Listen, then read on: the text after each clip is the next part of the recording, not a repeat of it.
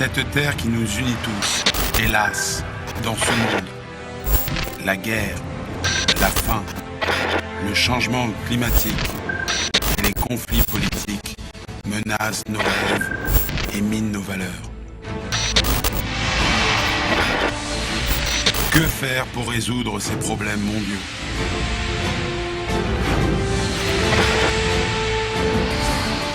Le 21e siècle est le siècle de l'Afrique. Interdépendance, coprospérité et valeurs universelles. Fidèles téléspectateurs et montants de surprise, Orem FM TV. La paix, un principe d'équilibre, d'harmonie et de coopération à tous les niveaux. HP pour un 21e siècle de la paix en Afrique, en RDC et au Congo central.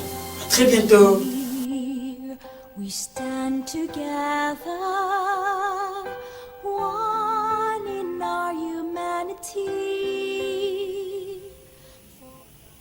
Bienvenue encore une fois de plus sur ce plateau d'Orem FM TV pour une émission qui, chaque dimanche, à partir de 12h30 à 13h30, sur 1 heure du temps, nous sommes avec vous pour la paix. Et cette émission est inspirée par lui-même, l'ingénieur Api Kalulu Mangombe, en collaboration avec l'ambassadeur Prince Nzao, l'ambassadeur pour la paix, qui a pensé que pourquoi on ne peut pas avoir un espace au sein du groupe Oreb en général, et particulièrement dans la chaîne Oreb Télévision, une émission qui parle de la paix. La paix liée au développement, à l'éducation, aux valeurs universelles et tant d'autres choses. Merci à vous, l'ingénieur Apicalo, pour cette opportunité.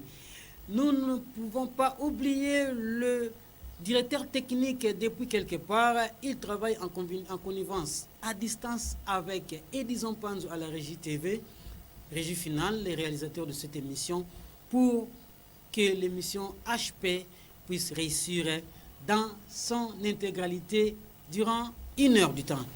Nous pensons aussi à tous les fidèles téléspectateurs que vous êtes. Sans vous, nous ne sommes moyens. Voilà pourquoi nous vous prions de rester encore là et de bien vouloir suivre ce que nous avons apporté encore aujourd'hui. Encore une fois de plus, bonjour. Aujourd'hui, vous voyez derrière moi, il y a toujours cet homme-là. Il se nomme Roger Ngatoulandou, c'est un médecin, un docteur congolais de la RDC. Il est notre frère. Il est passé par Mbanzangungu. Il a eu aussi le parcours de l'Inikine. Et de là, il s'est envolé vers l'Orient, au Japon. Plus particulièrement dans sa capitale, Tokyo, aujourd'hui. Mais il travaille dans une ville qu'on appelle Kagawa. Docteur Roger Ngatou, pourquoi nous en parlons dans cette émission? Il est le sponsor officiel qui a signé une convention avec l'ingénieur Api Kalulu Mangombe par le biais de la direction des programmes et informations au mois de mai dernier. Et aujourd'hui, plus ou moins, nous avançons vers une année. Voilà pourquoi il est en train d'accélérer ses émissions. Il présente des visions, des recherches, des études. Docteur Roger Ngatoulandou, que vous allez suivre tout à l'heure là, grâce à la régie TV, souhaite que nous puissions faire passer ou relayer l'information sur ces études qu'il est en train de mener de par le monde entier alors qu'il est au Japon, ça fait 22 ans. Il enseigne à l'université Kagawa, dans la faculté de médecine où il est le professeur associé. Et c'est un parent, il a un enfant, il est marié à une japonaise. Aujourd'hui, vous pouvez lire de l'autre côté, Dr Roger Ngatou va nous faire une restitution sur sa participation à une conférence internationale de la Société japonaise du gène sur les questions qu'est-ce qui se passe avec le personnel des soins. Vous voyez, plusieurs décennies passées, nous avons connu beaucoup d'épidémies, beaucoup de crises sanitaires, et cela menace la paix. Voilà pourquoi de grandes institutions internationales comme l'Organisation internationale du travail, l'Organisation mondiale de la santé, ont joint leurs efforts pour pouvoir mener des études approfondies en vue de pouvoir s'approcher de cette situation. Pourquoi? On se pose des questions disant ceci. Si le personnel de santé, les infirmiers, les médecins et autres sont contaminés, vous pouvez calculer les dégâts qui peuvent arriver parce qu'ils sont censés de nous soigner. Mais ils sont dans une difficulté de pouvoir être en bon état à cause des contaminations qui viennent par des réalités dont vous allez voir, Dr Roger va peut-être nous aider à en savoir plus. Voilà pourquoi cette situation ne laisse pas indifférent de chercheurs comme Dr Roger Ngatou à mener des études et nous apporter des solutions, surtout soulager leurs collègues ou leurs confrères ou consoeurs dans le monde de santé. Mais avant d'y arriver, parce que moi je ne ferai pas le commentaire de la chose, c'est lui-même. Suivons d'abord avec Edison Panzou, bref présentation du Dr Roger Ngatou, qui est le sponsor officiel de l'émission HP. Edison Panzou, nous sommes à toi. Voilà, je m'en vais maintenant vous présenter ce que j'essaye de faire comme activité en tant que chercheur ici au Japon dans quelques secondes. Voilà, ici nous avons une brève présentation. Donc, Ngatou Lando Roger, j'ai fait mes études à l'UNIKIN, la faculté de médecine. Ensuite, j'ai fait l'épidémiologie à l'ISPED, l'université Victor Ségalen, Bordeaux. Donc, j'ai été entraîné là-bas, formé là-bas pendant une année. Et j'ai fait donc le PhD à l'université de Kochi, donc Kochi Medical School, de 2008 à 2012. Et avant cela, j'ai fait une année de ce que nous appelons ici de Research Student. Donc, je n'étais pas officiellement admis pour les cours de PhD, mais j'ai participé à la recherche, aux activités de recherche dans le département de médecine environnementale, santé au travail de cette université avant de présenter, de participer à l'examen d'admission qui est organisé chaque année ici. Et comme j'ai satisfait, donc j'étais le premier, donc avec 88% pour le groupe qui a participé à ces tests. Et j'ai été admis par l'université qui m'a accordé une bourse donc généralement donnée aux candidats PhD qui font de bons résultats. Et je travaille comme coordonnateur médical dans le projet des réfugiés rwandais qui étaient en Afrique centrale, en particulier au Congo-Brazzaville, mais également en RDC. Et j'ai travaillé aussi comme médecin directeur d'un centre médical à Kinshasa et aussi comme enseignant de santé publique et de dermatologie. J'ai été fondateur de la Ligue pour la promotion de la santé, une ONG de Kinshasa. Et par la suite, donc après les études réalisées pendant une année à l'ISPED, Victor Ségalen, l'université Victor Ségalen à Bordeaux, en France. Donc j'ai commencé l'assistanat à l'université de Kochi, puis j'ai commencé mon PhD. Après avoir terminé mes études dans cette université de Kochi, j'ai été retenu comme chercheur et j'y ai travaillé jusqu'en 2014. Après 2014, j'ai changé d'université où on m'a offert un contrat de travail comme professeur associé dans l'université de la ville de Kochi, qui est différente de l'université nationale de Kochi. Et en 2018, j'ai eu un autre contrat de travail à l'université internationale de santé et du bien-être à Tokyo, qui avait, n'est-ce pas, 2 campus pour la faculté de médecine dans le centre de Tokyo, mais également à Narita, donc la préfecture de Chiba. Et depuis avril 2020, je suis donc professeur associé à la faculté de médecine de l'Université nationale de Kagawa. Là, je voudrais juste illustrer un peu ce que je fais. Ça, c'est une image venant de la chaîne NHK du Japon.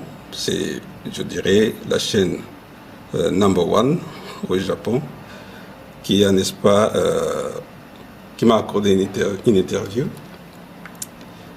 lorsque je terminais donc mon PhD avec notre produit congolais qui soignait à ce moment-là les maladies allergiques de la peau.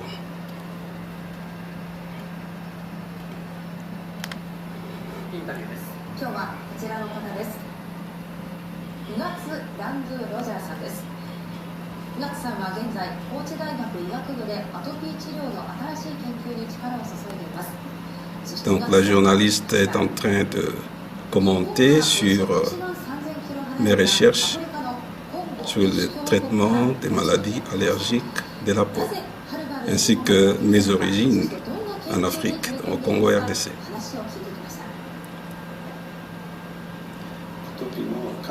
Dans notre laboratoire, donc, j'essaie d'expliquer la motivation qui m'a poussé à faire ces recherches, mais également les premiers résultats d'un essai clinique réalisé en RDC et également des études expérimentales réalisées ici au Japon. Ensuite, je m'en vais juste présenter en quelques secondes ce que je fais comme recherche. Donc brièvement, donc je continue donc à collaborer avec des chercheurs congolais ici à l'université de Kinshasa. Nous sommes avec les recteurs, l'ancien recteur et le nouveau recteur et mon mentor lorsque je fais mon PhD ici au Japon et quelques conférences à l'université de Lubumbashi. Et il y a tant d'autres universités avec lesquelles, n'est-ce pas, je collabore. Mais je ne suis pas encore professeur ou je ne sais pas enseignant dans n'importe quelle université de notre pays. J'espère que ça viendra avec le temps. Donc lorsque je terminais mon PhD, donc j'ai obtenu ces prix. D'abord le prix de meilleur chercheur de l'année pour la faculté de médecine de l'université de Kochi, mais également un prix de distinction reçu de la part du recteur, donc du président de l'université nationale de Kochi, pour les recherches réalisées cette année-là. Vous avez là le premier brevet d'invention, un brevet national délivré par l'agence japonaise de propriété intellectuelle, toujours en rapport avec la recherche sur les maladies inflammatoires de la peau. Et là, vous avez mon premier livre, Occupational and Environmental Skin Disorders. Donc, c'est sur mes recherches réalisées tant au Japon qu'au Congo pour soigner les maladies de la peau, allergiques et non allergiques, et des maladies ulcéreuses et autres, avec ce produit congolais que j'appelle donc Amex. Et là, c'est un prix de recherche obtenu, donc reçu à l'Université internationale de Tokyo pour les recherches réalisées sur la malaria au Congo. Donc, c'est un projet de recherche que j'avais dénommé à cette époque-là Congo Malaria and Environment Research. Quelques activités réalisées ici au Japon. Donc, j'évolue plus dans le domaine de la recherche sur les maladies d'origine environnementale mais également des maladies professionnelles. Quelques séances d'activité au Japon, des enseignements à l'université, quelques publications de nos universités ici sur mes recherches.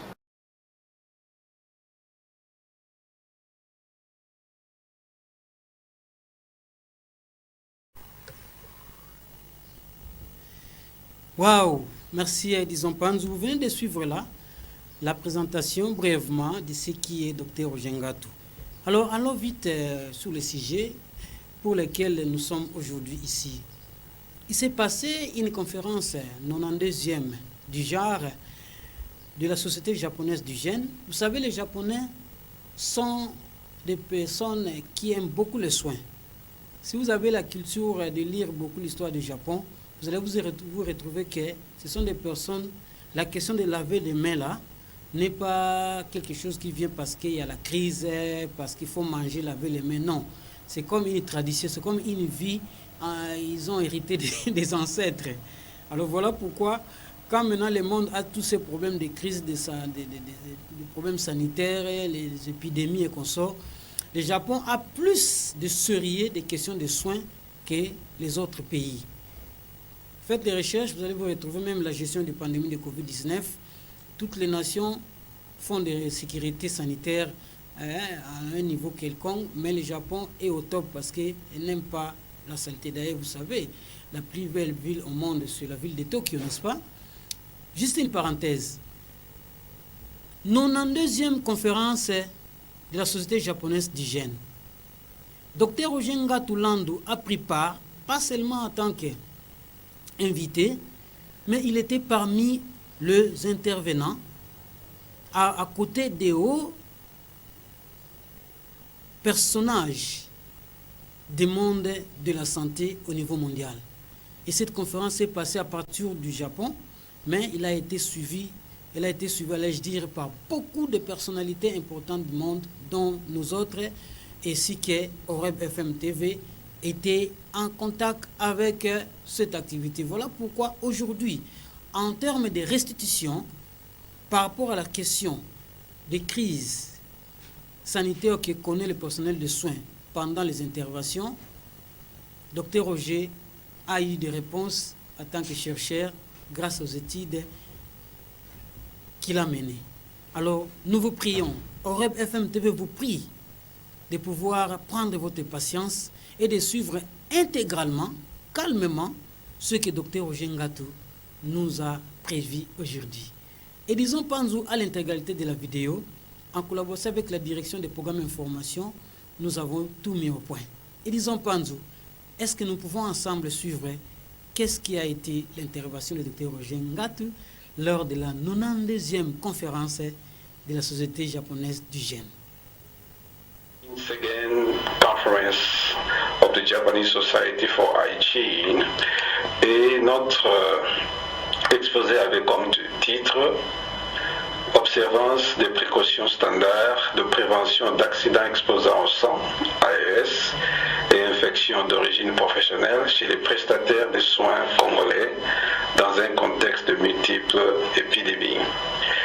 Il s'agit d'une étude, d'un projet de recherche collaboratif avec des chercheurs des universités et d'autres organisations du Congo RDC.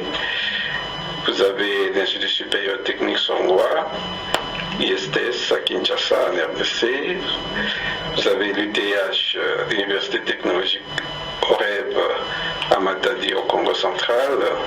Vous avez l'Université de Kamina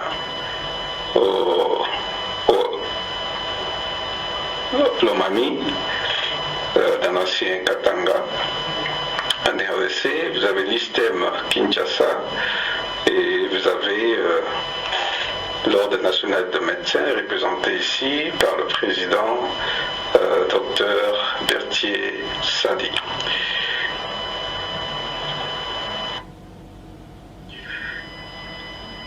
Le diapo suivant présente le contenu de notre exposé. D'abord l'arrière-plan et les buts du projet de recherche. Au fait, il y a deux études différentes menées réalisé dans la période de 2018 à 2020 en RDC. Et je vais succinctement évoquer l'étude sur la prévention de la COVID-19 dans les hôpitaux, chez les prestataires de soins. Et ensuite, je passerai rapidement à la méthodologie de l'étude sur la prévention des accidents exposant au sang et des blessures, ainsi que des infections d'origine professionnelle chez les prestataires de soins. Et je vais présenter quelques résultats sélectionnés, parce que nous sommes limités par le temps, une dizaine de minutes pour un exposé. Et j'évoquerai également quelques éléments sur la discussion et également les recommandations. Et aussi, curieusement, une grande majorité de ces prestataires de soins ayant participé à cette étude n'étaient pas prêts à se faire vacciner contre la COVID-19. C'est une particularité de cette étude, donc la plupart des médecins, infirmiers et autres personnels de soins n'étaient pas prêts à se faire vacciner. Donc il fallait des stratégies pour que la vaccination puisse être acceptée par cette catégorie professionnelle. Et après la publication de cette première étude par la revue suisse, nous avons, n'est-ce pas, fait un exposé sur les contenus de cette première étude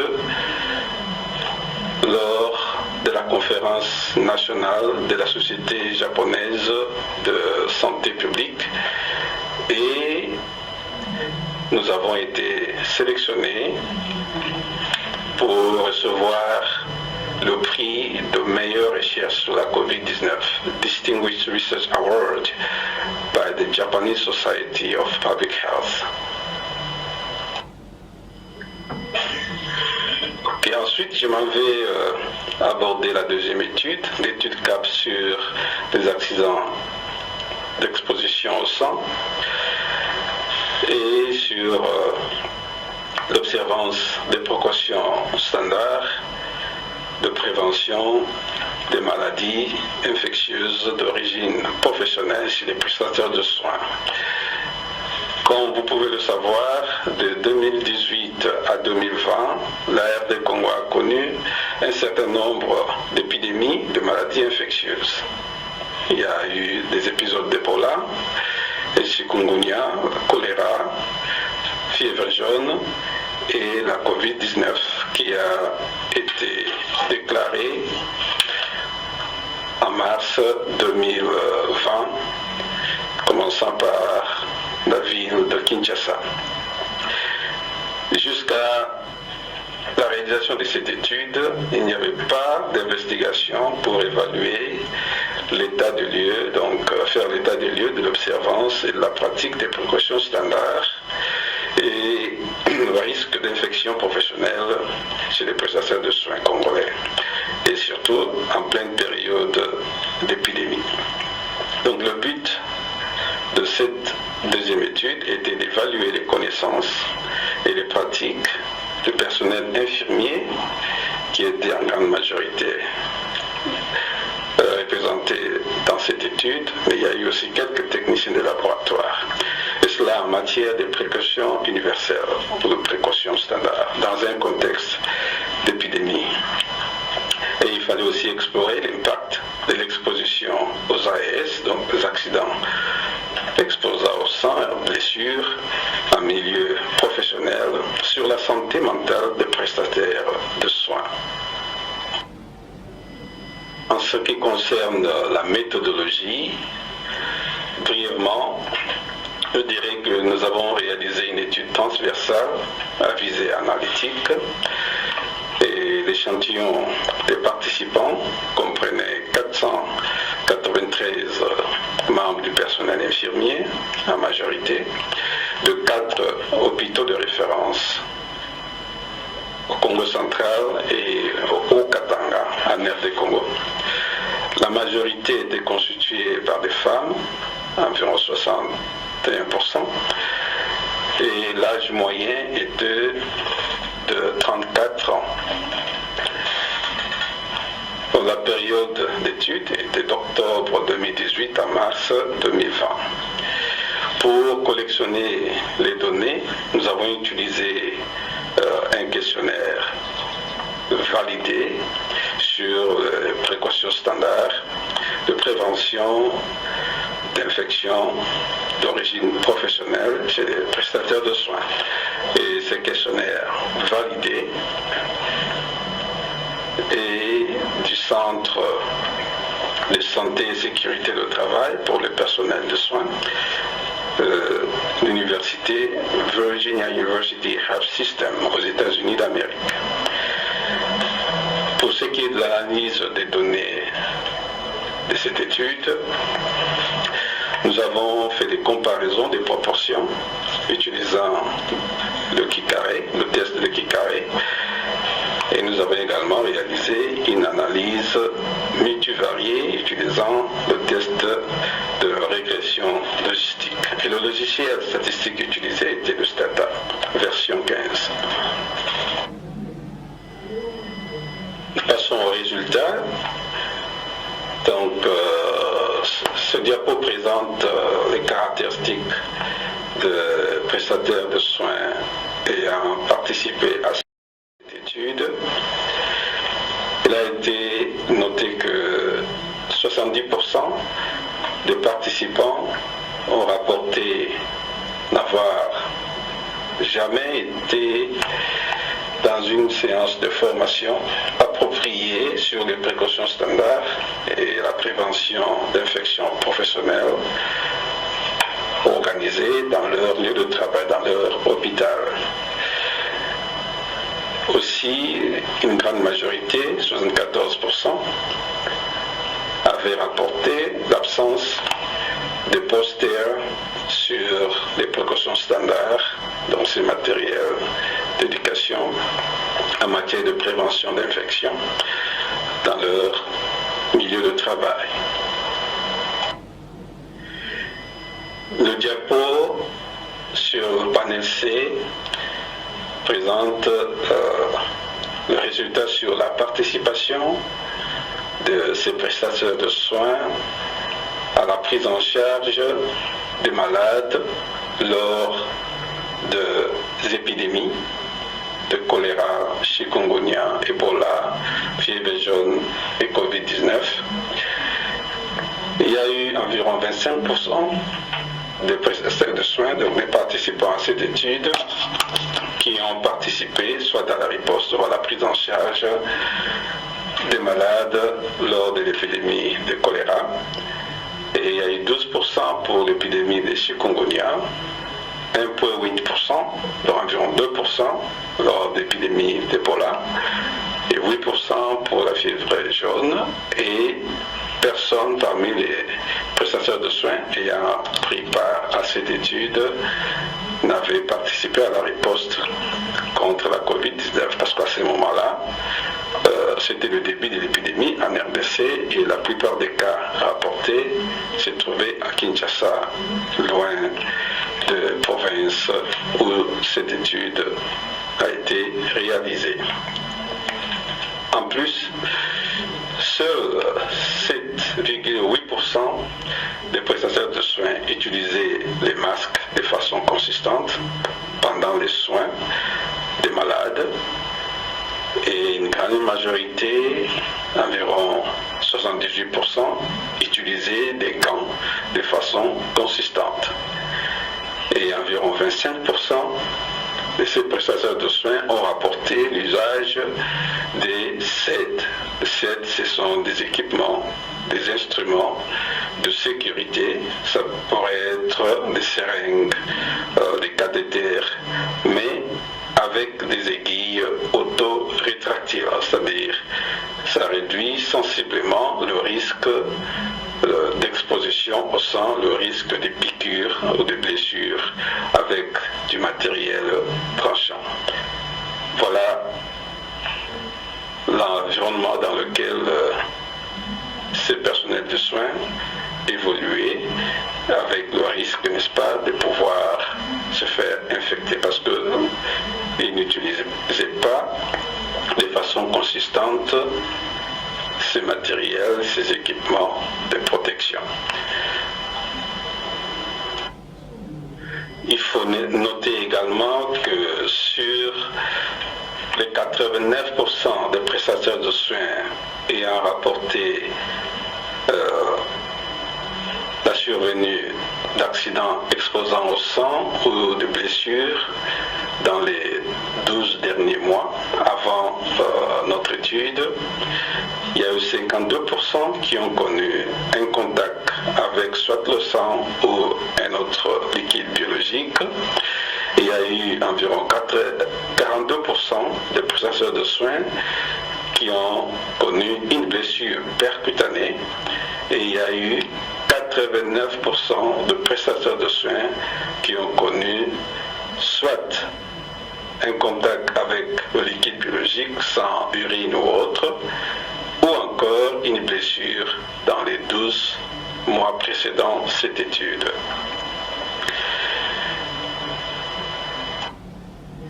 Résultat 3 concerne les mesures post-expositionnelles, donc les mesures prises après un accident exposant au sang ou une blessure, ainsi que l'impact de ces accidents sur la santé mentale des prestataires de soins. Il y a eu 55% des prestataires de soins qui ont rapporté que chaque fois que pareil accident survenait, ils nettoyaient, ils lavaient l'endroit affecté avec de l'eau et du savon. Et comme le savon dans le post-exposure prophylaxis, PEP, donc les mesures post-expositionnelles,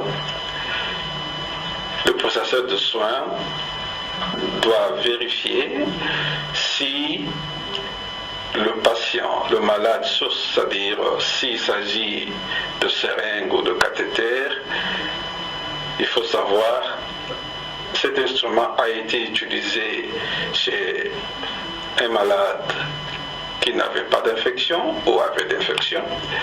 Et si le malade avait d'infection, il faut prévenir que cette infection puisse être contractée par le prestataire de soins. Alors il faut réaliser des tests appropriés. Concernant le VIH, il y a eu 52% des prestataires de soins ayant connu un accident exposant au sang qui se sont fait tester, donc là presque la moitié. Et il y a eu 2,5% de ce personnel de soins qui avait un test VIH positif, qui était devenu séropositif. Concernant le virus de l'hépatite B, il y a eu seulement 16,5, environ 17% de personnel de soins qui ont connu un accident exposant au sang, qui se sont fait tester à l'hôpital. Et les résultats ont montré qu'il y a eu environ 6% qui avaient un test positif pour le virus de l'hépatite B. Et pour le virus de l'hépatite C, 15% se sont fait tester. Donc 15% des personnes ayant connu un accident exposant au sang ou une blessure. Et il y a eu environ 10%, donc 9,8% de personnes qui se sont fait tester qui avaient un résultat positif. Toujours dans les mesures post-expositionnelles chez les personnes ayant connu un accident exposant au sang ou une blessure, Panel C montre l'impact de ce genre d'événements sur la santé mentale des prestataires de soins. Il y a eu environ 43% des prestataires de soins qui se sentaient abandonnés par leur employeur, par leur hôpital, après qu'ils aient connu un accident exposant au sang une blessure.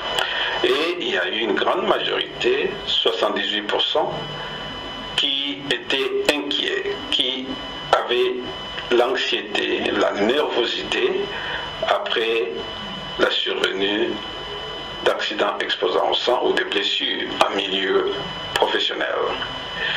Et lorsque on leur a posé la question de savoir s'ils se sentaient protégés dans leurs conditions de travail actuelles en matière de prévention d'infections nosocomiales ou d'infections d'origine professionnelle, il y a eu environ 38% de prestataires de soins qui ont dit clairement qu'ils ne se sentaient pas protégés, donc leur hôpital ne les protégeait pas contre ce genre d'infection. Résultat 4, ici le diapo nous présente les principaux facteurs ayant. Résultat 4, ici le diapo nous présente les principaux facteurs ayant, n'est-ce pas, contribué à la survenue d'accidents exposant au sang ou des blessures.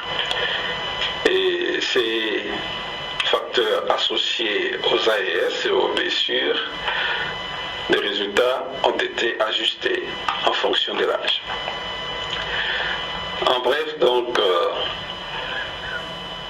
la formation sur la sécurité au travail, ainsi que la formation sur les précautions standards pour la prévention des maladies professionnelles dans les hôpitaux, chez les prestataires de soins, ainsi que la participation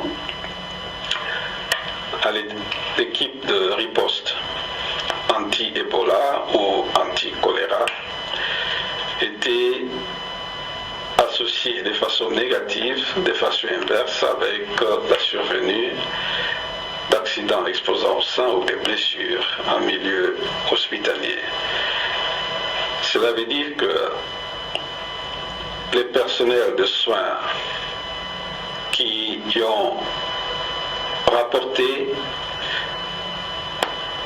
l'absence de formation, des renforcements de capacité en matière de précautions standards et de prévention de l'infection d'origine professionnelle avaient tendance à rapporter plus d'accidents, d'exposition au sang et de blessures en milieu hospitalier. De même, les personnes ayant participé à l'équipe de riposte anti-Ebola ou de riposte anti-choléra rapportaient moins d'accidents exposant au sang et des blessures. Alors que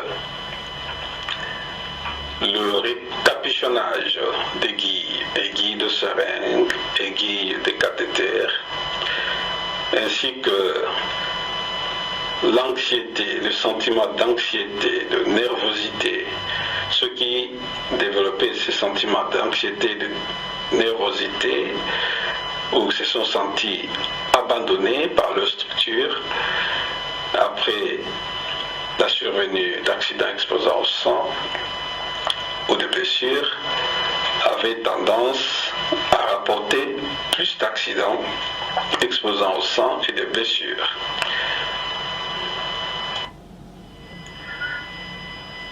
Ici, c'est le dernier diapo qui résume en quelque sorte notre discussion ainsi que les recommandations. Donc, les résultats de cette étude, du moins les quelques résultats que nous avons sélectionnés pour cet exposé, montrent que la majorité d'hôpitaux ayant participé à cette étude n'organisaient pas la formation continue sur les précautions standards pour la prévention d'infections d'origine professionnelle. Donc le renforcement des capacités n'est pas pris en compte.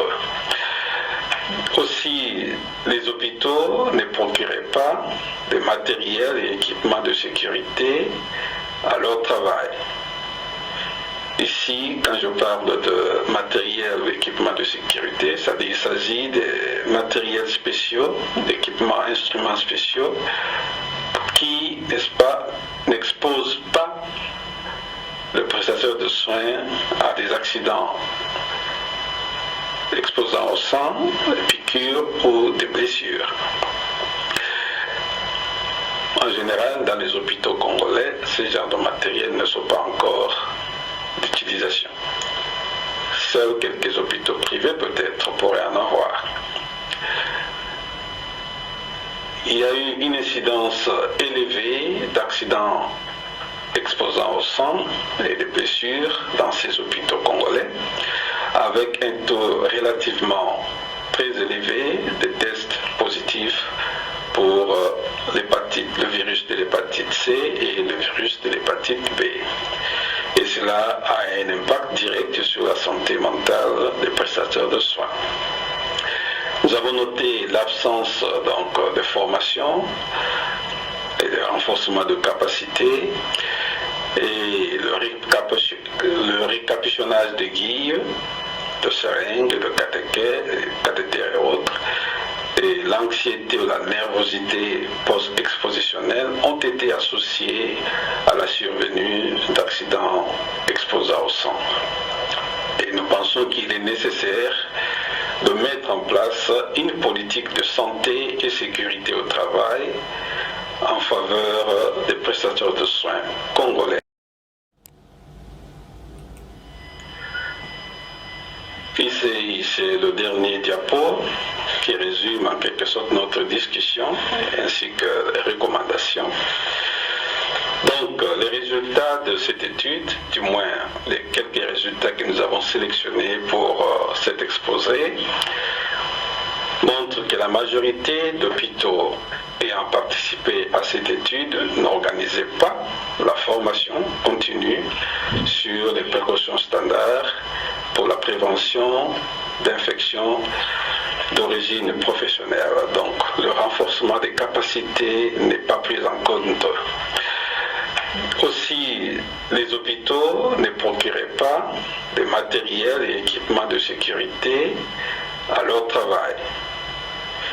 Ici, quand je parle de matériel ou équipements de sécurité, il s'agit de matériels spéciaux, d'équipements, instruments spéciaux qui, n'est-ce pas, n'exposent pas le prestataire de soins à des accidents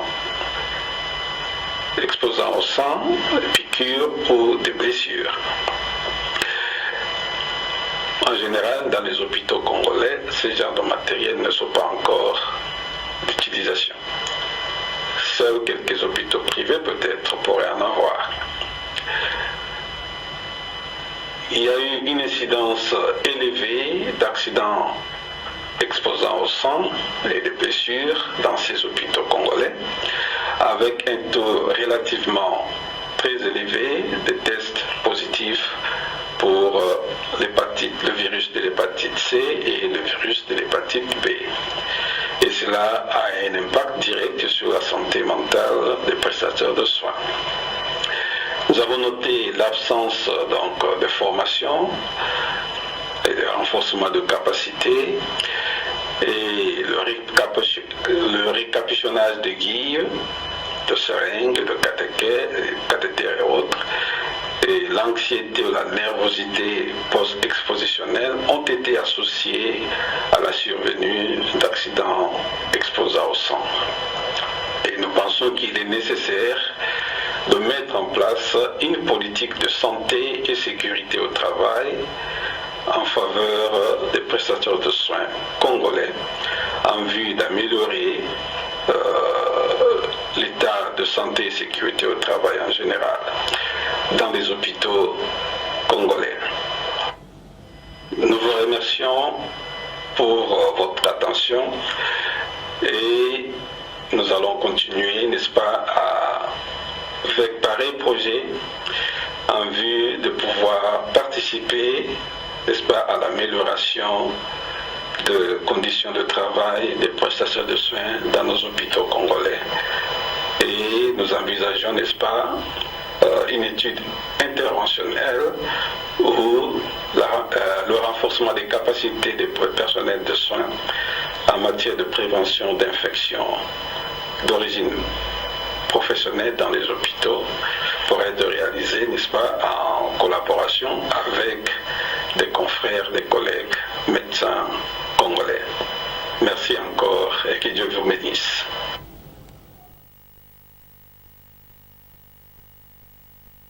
Les téléspectateurs qui nous suivent vraiment, je disais tantôt, merci beaucoup à Edison Panzou qui a fait balancer cette vidéo qui nous présente la restitution de la participation à la 92e conférence de la Société japonaise d'hygiène au Japon par Dr Ojenga Tulandu, le professeur associé à l'université de Kagawa dans la faculté de médecine. Dr Ojenga Tulandu, nous rappelons qu'il est partenaire officiel de la télévision Oreb FM qui a signé sa convention l'année dernière en mai et il est toujours le nôtre et il va le rester selon les programmes que nous sommes en train de faire ensemble avec la direction des programmes et informations. Merci à vous, fidèles téléspectateurs, d'avoir suivi cette restitution qui n'a pas de commentaires de ma part parce que ceci vient d'un professeur docteur grâce à ces études.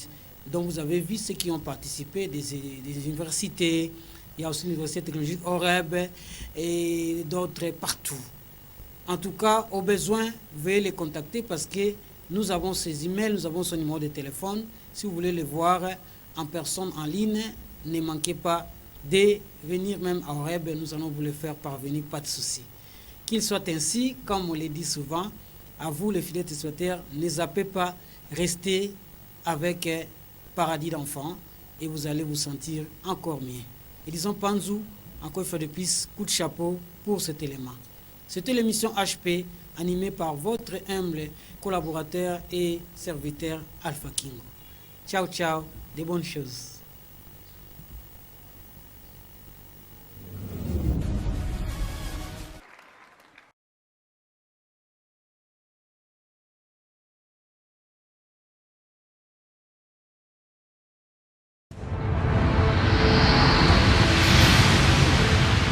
Cette terre qui nous unit tous, hélas, dans ce monde, la guerre, la faim, le changement climatique et les conflits politiques menacent nos rêves et minent nos valeurs. Que faire pour résoudre ces problèmes mondiaux ?